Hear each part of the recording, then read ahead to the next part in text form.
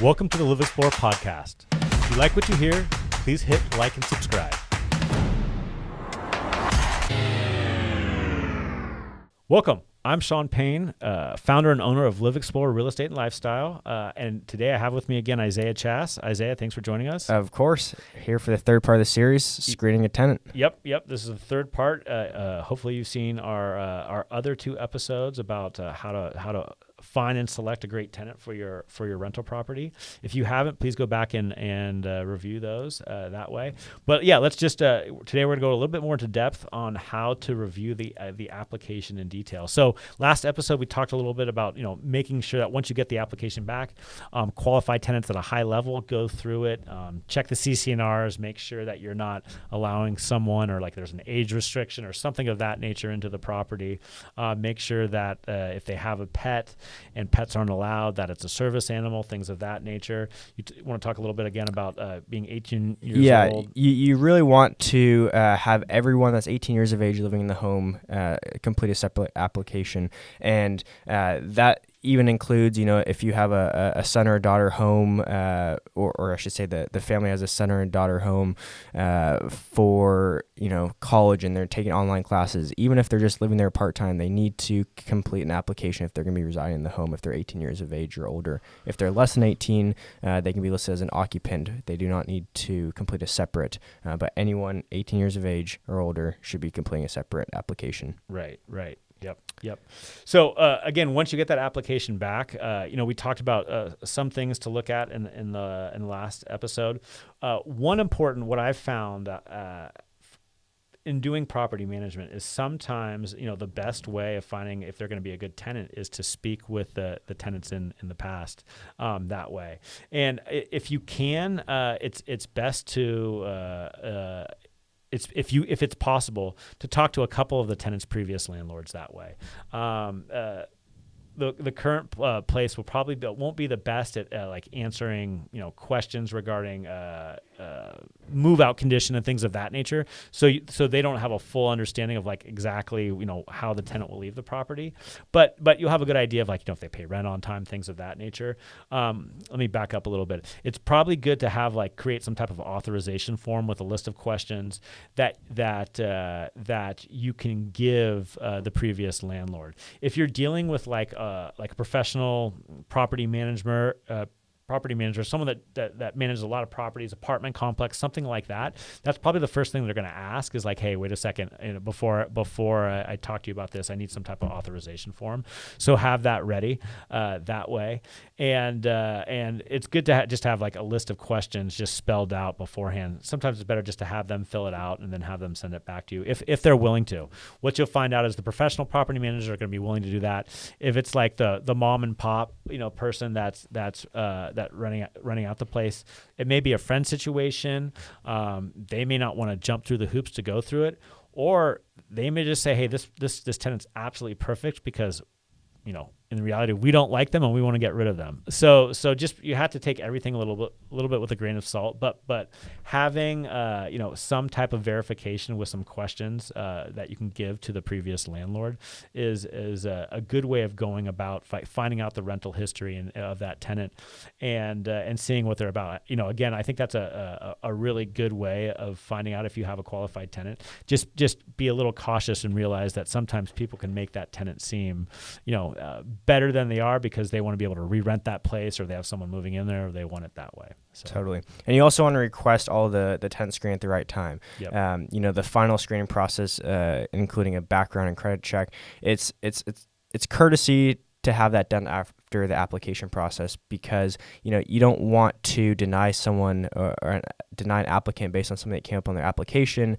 and then also have them conduct a full background and credit check because that can pull your credit and that is an additional cost. So as courtesy, it's a good idea to fully vet them first through the application process and then take the next step moving forward if everything checks on their application to go through the credit and background check. That being said, you never want to accept a paper or emailed version of a credit and background check that's easily manipulated. Yeah, you can totally have it tampered with. So you want to use services that do this for you. There's a lot of different services. We have one that we like to use, but all the applicants can go directly to that site, pay directly through there, and submit all their personal information directly to the site.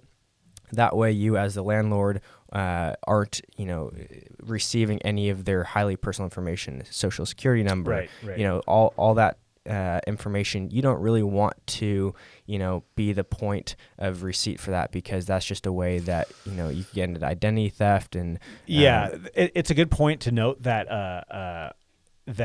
on the application, if they have social security numbers, what I always say is don't put that information down there. Being in property management or real estate, if we take those applications, then we're supposed to have them, secured in a lockable, storage cabinet or something of that nature. I'm not sure what the requirements are for like an individual renting out their own place, but yeah, if you have that information from prospective tenants, you have an obligation to protect it. So again, I don't like to touch it. There's plenty of services out there that on the application, just don't have them fill out the social security number, even their date of birth, and they can put that in that third party website, and that can all be filled out and then verified, and you get sent the report without that information, and you're totally good that way. Yeah, there's really great programs, and they'll send you they'll even give you kind of a chart of, a range of what they, from their guidelines of what, they select tenants on based on their credit score and all those data points. They'll give you an estimated range of how good they think that tenant will be. And then from that, you want to interpret everything that you see on the credit report. The 3 different credit bureaus have a slightly different reporting system, but none of those scores should be drastically different. A score above 650 is definitely considered qualified in most situations, but there are reasons for certain credit scores. If they have little or no credit, they might be a great potential tenant, and they might pay everything on time, but they might just not use credit cards. So there's different things you want to look for within the credit score of why they have a certain score. Right. Another thing is they could be, really on time with everything, but they got caught up with student or medical bills in the past, and they're still recovering from that. And there are the people that are very irresponsible with credit, and for that reason, they might not be a good tenant because they've been late consistently in the past, and that could be one of the reasons why they have such a low credit score. So after reviewing their credit, you also want to go into great detail with their background check. Right. So the next step with the credit report, you have a background and criminal check done. Now, what you're really looking for, you want to make sure there's no previous evictions. That's the biggest thing coming up, whether it's in this state or the other state. And again, there's services that review court records and look for evictions. And if there's a forced eviction or eviction on their record, that doesn't look good in their case, and that's something that is a red flag, and that's something that you can say, no, I don't want to rent to you because you have this previous eviction here on your record that way. When it comes to the rest of the criminal report, you actually have to be very careful. You would think that I don't want someone who's been convicted of a crime in my house, or I want to rent to them. You can't do that. That can be seen as being discriminatory.